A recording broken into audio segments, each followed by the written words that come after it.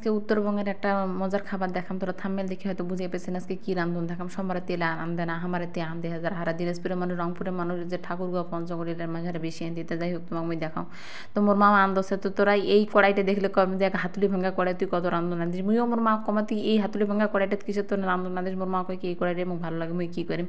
তো যাই হোক আসসালামু আলাইকুম, সবাই কেমন আছেন? আশা করছি সবাই অনেক ভালো আছেন। তো যাই হোক মুই তোমাকে দেখো কীভাবে করে হারা উত্তরবঙ্গের মানুষ শীতল খাইতে এই দিলে হচ্ছে আমার পকরের হচ্ছে শাড়ি মাজার সাথে আছে একটা পাঙ্গাস মাছের মাথা। তোরা যে কোনো মাথা দিয়ে মাছ দিয়ে করবে পারেন আর কি। তোরা কেউ কেউ হয়তো বড় লোক কবি তোর ভিতরে পাঙ্গাস মাছ খান শাড়ি মাছ খান হয় আমার পকরের মাছ হারাই এরকম করে খেলায়। আর শীতল মাছ দিয়ে কিন্তু বেশি ভালো করে শীতল। তো যাই হোক সেটা কিন্তু মাছ ভাজা হয়ে গেল। মাছ ভাজা হয়ে যাওয়ার পরে এগুলো মাছও কিন্তু এখন উঠে নিবি।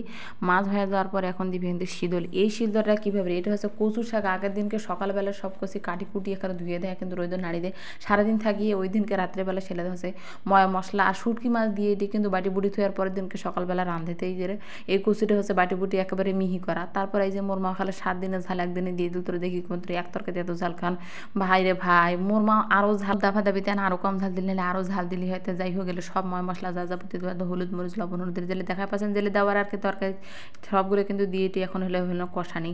তোরা উত্তরবঙ্গের শীতল অবশ্যই তোরা এরকম করে একবার রাঁধে দেখেন কত মজা হয় আর কত সব মাছ মাংস সব ফেলে লেখাবেন দেখবেন। আর এই যে তেরা জাহাজ এখন ডুবি দিলি পারলে মনে হচ্ছে পুরো বোতল ভর্তি আরও দিয়ে দেয় এরা। আর শীতল রাঁধবে গেলে কচু রাঁধবে গেলে কিন্তু এরকম ময়া মশলা সব কিছু বেশিই লাগে। তো যাই হোক এখন সুন্দর করে শীতলটা কষাবা হবে এরকম পানি টানি দিয়ে এটি আর কি কষাবা লাগবে। যত কষাবেন তত তরকারির স্বাদ এটা তোরা ভালো করে জানেন যেটা যেই তরকারিও হোক কিন্তু এটা শীতল বলে কথা নয়। কিন্তু এইভাবে শীতল করে তোরা কে রান্ধি খান উত্তরবঙ্গের মানুষ তোরা আমাকে জানাবেন অবশ্যই কমেন্ট করিয়া। আর তোরা অবশ্যই এরকম করে যা যা রান্ধি খানায় তাতে একদিন রান্ধি খাবেন। মুখত যদি দেন একবার মনে হচ্ছে খাবাই যাবেন আর খাবাই যাবেন। যে কোনো তরকারি গেলে হার মেনে যাবি আর কি মাছ গোস্ত সবগুলোকে। আর এই তরকারিটা কিন্তু অনেক মজার তরকারি হয়, অনেকগুলো ঝাল ঝাল আর কি।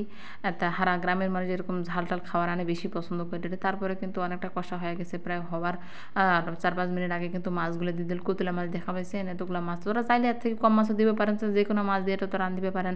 তো যাই হোক ওই বাটিটা ধুয়ে ফের আরও পানি দিলে আর কি কষার জন্য। তো যত সুন্দর করে কষাবেন তত সুন্দর করেই হবে। তো মোর ভিডিও কেমন লাগে তোরা অবশ্যই জানাবেন, লাইক করবেন কমেন্ট করবেন শেয়ার করবেন সাবস্ক্রাইব করবেন পাশে থাকা বেল আইকনটা চাবি দিয়ে দেবেন তাহলে মোর ভিডিও সবার আগে পৌঁছে দেবে। আর তরকারি যে কোনো রকম রান্না হবে আর মুই চাখিম না তা কি হয়, মুই না চাকলে তো তরকারিটার আর কি স্বাদ কিছু বুঝে গেলাম। মুইর কোনো ঝাল সব ঠিক আছে। আর তারপরে কিন্তু এখন তরকারিটা প্রায় রান্না হয়ে গেছে। এখন তরকারিটা কিন্তু নামে নিবি। তরকারি নামে নিয়ে এটা তো দেখা পাচ্ছেন তো কুতুলের তরকারি ওগিনে কেন হলি সেটাও তোমাকে আমি দুঃখের কথা খুলি কম। এই কচু আর শীতল যদি আন্দোলন হয় আশেপাশে যত বাড়িছে সবাইখানে খোড়ায় বাটি দিয়ে দিব হবে। তারপরে জেলে বাঁচবি সেটা কিন্তু নিজের মতন খাবার লাগবে এরকম হচ্ছে নিয়ম। কারণ কেউ কাকু ছাড়ি কিন্তু এই কচু শীতল খায় না। তা হারাও এরকম আনতে টানতে সবাইকে দিয়েছি। তারপরে আমি খাওয়া বসে এসে আমি দেখাও রিভিউ যে কত সুন্দর হাই মুখ দিয়ে মনে হচ্ছে ইসরে মায়ের মামির মতন হয়েছে কত মজা। যদি তোরা নিবেছেন তো তোরাও এরকম বাড়িতে রান্ধি দেখিবেন কেমন হয়। তারপরে কিন্তু মনে অবশ্যই মোর ভিডিওতে কমেন্ট করে জানাবেন যে তোমার কেমন হয়। তো সবাই ভালো থাকেন, আল্লাহ হাফেজ।